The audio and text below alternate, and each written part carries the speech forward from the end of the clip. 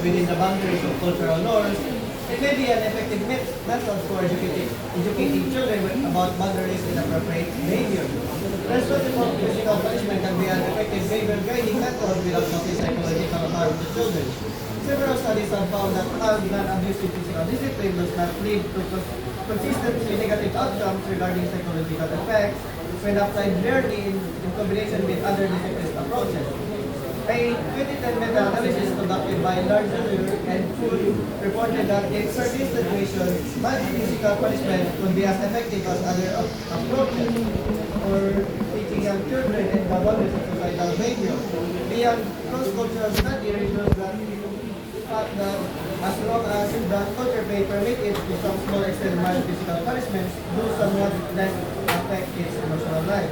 Therefore, holding all manner of punishment under a general straitjacketing may reduce the resourceful aspect within any parent, and otherwise to hide the ball and within limits discipline activity.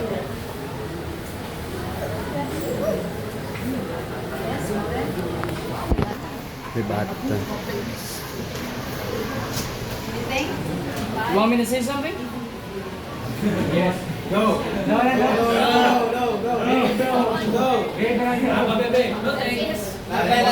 Word na ba?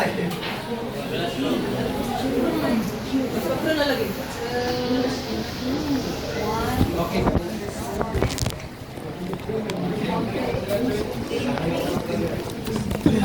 Physical punishment is an ineffective discipline method, harming children's behavioral, emotional, and cognitive development. Research consistently demonstrates that physical punishment fails to address underlying issues, instead leading to negative outcomes in children's behavior, mental health, and academic performance. Physical punishment is linked to increased aggression and behavioral problems in children, perpetuating a cycle of violence. Children exposed to physical punishment face higher risks of anxiety, depression, and low self-esteem with long-term effects. And physical punishment negatively impacts cognitive development, leading to lower academic performance and reduced motivation. Physical punishment may provide temporary compliance, but its long-term effects are detrimental. By relying on fear rather than understanding, physical punishment fails to address the root causes of behavioral issues. Instead, it increases aggression, harms mental health, and hinders cognitive development. Alternative discipline methods such as positive reinforcement and non-physical consequences are more effective in promoting healthy development and genuine respect.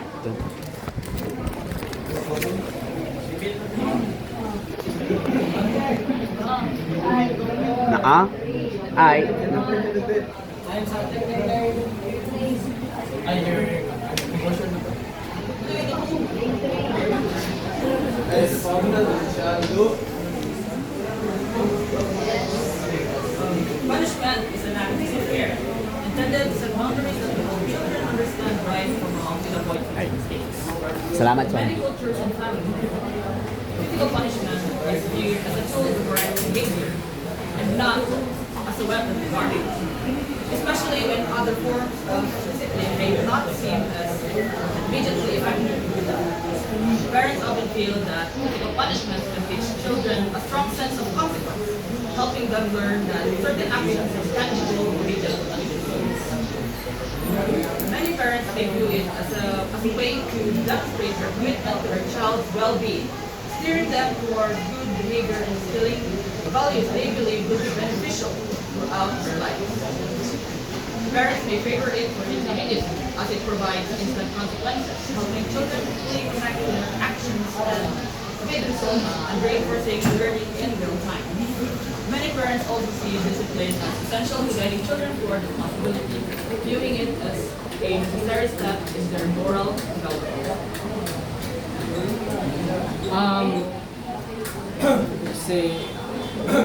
My main takeaway from that statement is that really, physical punishment is an expression of the parent's desire for control. Within every human being, especially human being blessed with children, there exists a sense of control. We want our life to go the way that we want it. Whether we are honest to ourselves about it or not, we want to have control, right? And so how can we enforce that sense of control and what we believe is right onto our children? And to me, what I understand from your statement is that the shackles that we control our children through are called physical punishment, because that instantaneous sense of consequence and pain teaches them what we think, what the parents think rather, is the appropriate set of morals and values. We want our children to grow up to be some kind of way. We might think to ourselves that I just want my child to be a good person, but we have very, very different ideas for a quote-unquote good person. This sense of control is not a bad thing, because as a parent, it is in their very nature to be protective of their child. They want the best for their child. But let's not forget the old adage, the road to hell is paved with good intentions. No. Look, according to Mahatma Gandhi, a famous Indian religious leader, punishment is Excuse not... me, Yeah. let's not forget that Mahatma Gandhi was a serial child rapist. Oh no! But at least he was an Indian religious leader. Punishment is not for revenge, but least. to lessen crime and reform the criminal. Now, if you don't want to be a criminal, then your mother actually reinforced physical punishment to you, because your mother don't want you to go there, go everywhere and then spread crime. So he wants to correct your conduct, because as we said, our parents are actually protective to us, and our parents actually has some sort of experience, more experience than us, so they know what is right and what is wrong. But not all parents, because there are some naturally abusive parents where they only go there and then get drunk and then, but actually physical punishment should not be a crime. Oh, yes. Okay, let's proceed to counterclaim. Counterclaim and refutation. To summarize their claim, that becomes your counterclaim. Provide a summary of their claim, the opposite side. That's your counterclaim. And then provide them the refutation based on your claim. So you prove them wrong. Okay, let's start with that. Sure. Move on. So as you mentioned earlier, inflicting physical punishment on children could actually build mutual respect between children and their parents. However, I believe that by building respect, it means more than just, it does not need physical punishment. It can be talked through. It can be earned through other ways. And other than that, by not inflicting physical punishment, this does not take the rights of our parents for being our parents, basically. And by saying that soft parenting is ineffective is very wrong. There are lots of children who grew up in families who did not inflict physical punishment, but they still have these morals injected in their system as if it was normal, as if it was something that they did not even have to learn, because their parents taught them this naturally. Now physical punishment, you kept on differentiating physical punishment from point of view. However, if you look at it in a deeper way, physical punishment could actually lead to abuse. And at the same time, if you're going to say that physical punishment could avoid future mistakes, physical punishment could actually just lead to a cycle of violence, in which parents would inflict physical punishment towards their children, and children who learn physical punishment from their parents, they would also inflict that teaching onto their future child. Now as a child myself who grew up in a harsh family where my father was treated harshly by his own father, I've experienced what he had experienced before, because what he thought was discipline that was inflicted by his own father, he also thought that by inflicting that towards his daughters, it would fix them and lead them towards a better path. Now, what we can do now is enforce laws that at a certain degree, physical punishment could be considered as a crime. We should not wait for children to bleed. We should not wait for children to cry on their knees just so we would consider that as abuse. We should find ways in order to mitigate a situation where there are lots of things that we could do better other than just physical punishment. Thank you. Your turn. Okay, so let's Sleep well. here you state all your claims. Ay. So set for claim 1, physical punishment is effective because Hello. it teaches children to build fear and resentment, damages relationships and causes trauma in children. Claim 2, physical punishment violates basic human rights. It does not teach children to act better.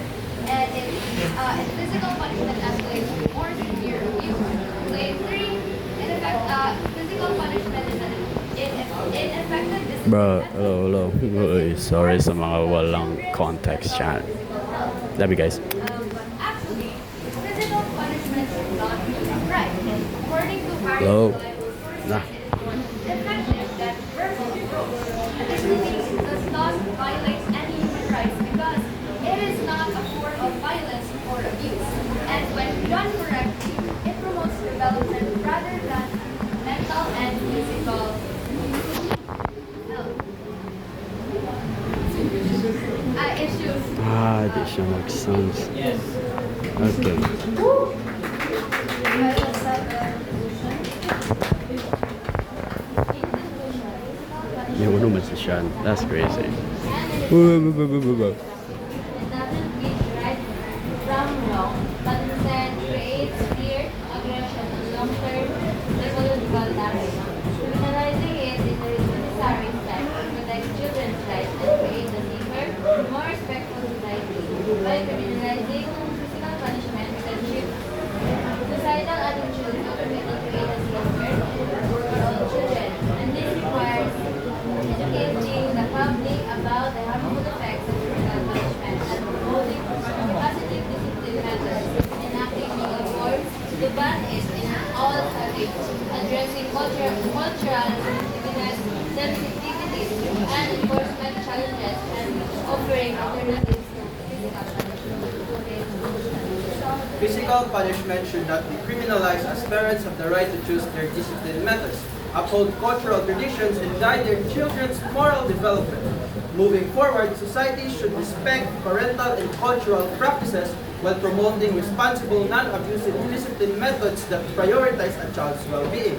Clear guidelines and unacceptable discipline can help balance family rights with child protection. Okay, final say, dear classmates, as future parents. Final Yes? say, Stand. sorry, it's me. Very respectable on their side. You know, I respect all you guys a lot, especially Mr. Godwin. As we are unified in our goal, we all want good things for kids. Because all kids deserve good things. Right? Though we take different paths and different approaches for the goodness of our youth, we are unified in our goal of how do we create a world that is good to children. Ma'am, can I use very frank language? Okay. In our current society today, it is now harder than ever to raise a good child. So let us be mindful and only become parents when the time is right. Kailangan ng sex education.